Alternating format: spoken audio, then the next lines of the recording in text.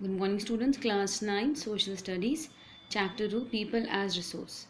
In our previous video, we have read that how investment in human capital in terms of education and we can say training, medical, it yields a good return.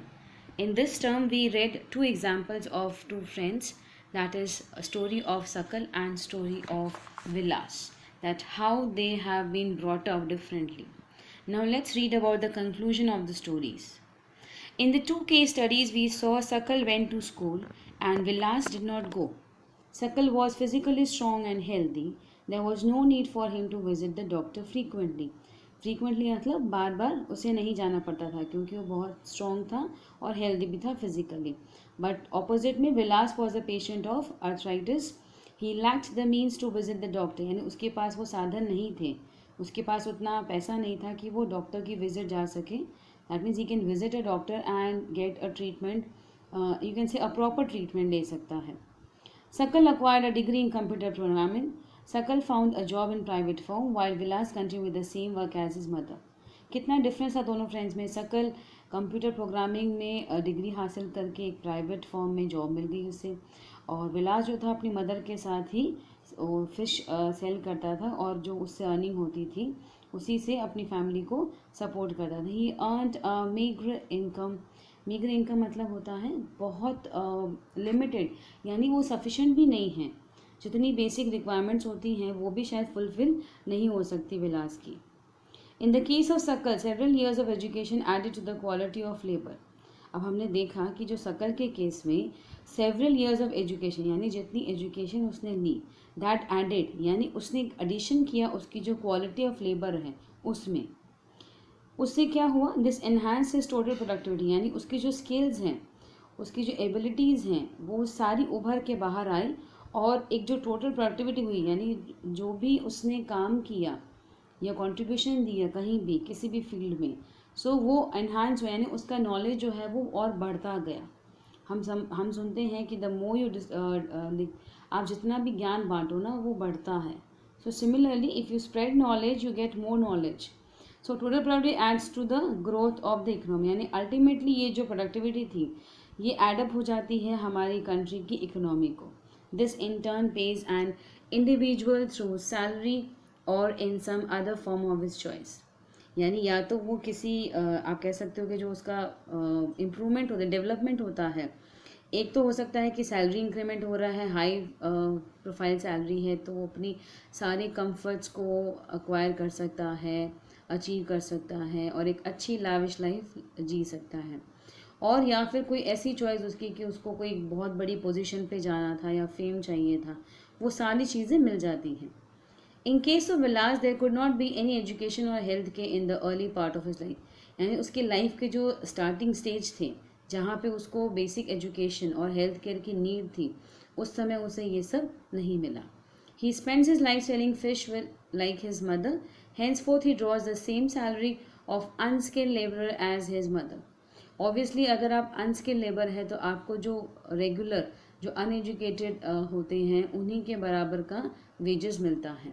There is no increment और there is no sign of development for people who are uneducated or they have not invested in their health, because unhealthy people won't contribute to the development and we can say the economy of a country to increase. Investment in human resources via education and medical can give high rates of return in future. ये हमने पहले भी read किया.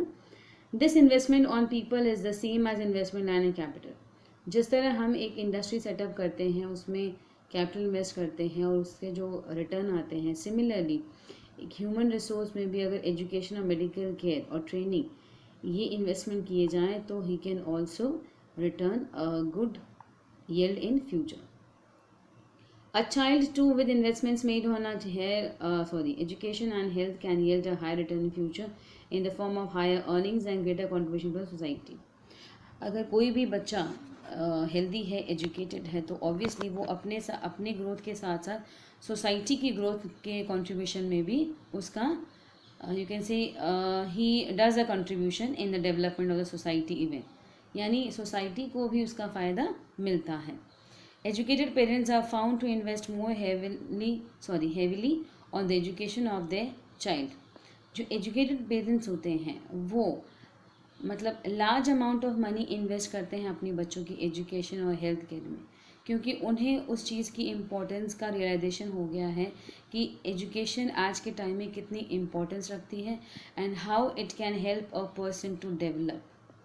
They are also conscious of proper nutrition and hygiene. They accordingly look after their children's need for education at school and good health. A virtuous cycle is thus created in this case. Virtuous मतलब high profile. In contrast vicious cycle हम कह सकते हैं जैसे violent हो जाना, ठीक है ना. तो वायलेंट साइकिल क्रिएट होती है किस वजह से? बाय डिसएडवांटेज्ड पेरेंट्स, जिनके पास इतनी फैसिलिटीज़ नहीं हैं कि वो अपने बच्चों को प्रॉपर एजुकेशन या हाइजीन प्रोवाइड करें.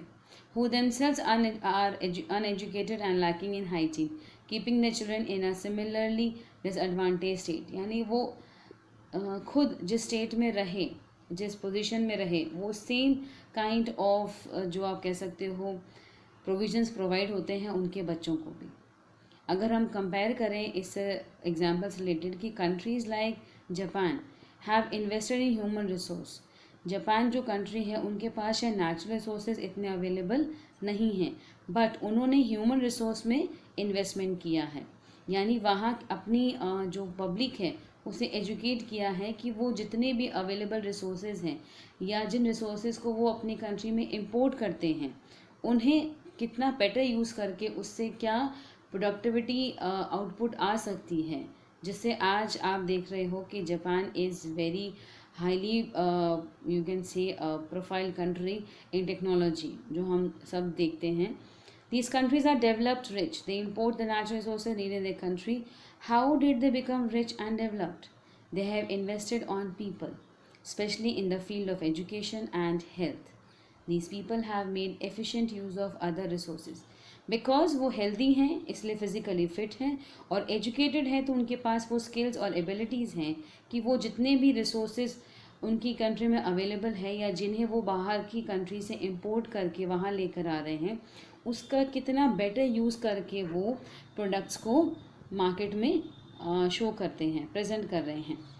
Efficiency and the technology evolve by people have made this countries rich and developed.